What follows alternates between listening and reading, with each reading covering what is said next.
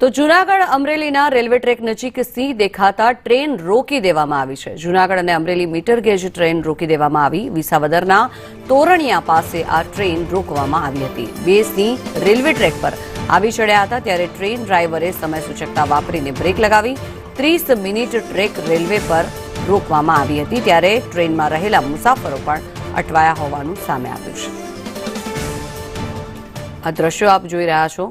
રેલવેના ટ્રેક ઉપર સિંહની લટાર જોઈ હોવાના કારણે થઈને પહેલાથી જ ડ્રાઈવરે દિગ્દર્શિતા વાપરી અને ટ્રેનને રોકી દીધી હતી। જોકે અડધો કલાક સુધી રાહ જોવામાં આવી હતી પરંતુ મુસાફરો દ્વારા પણ અટવાયા હોવાનું સામે આવ્યું છે। વિસાવદરના તોરણિયા પાસે આ ટ્રેનને રોકી દેવામાં આવી હતી।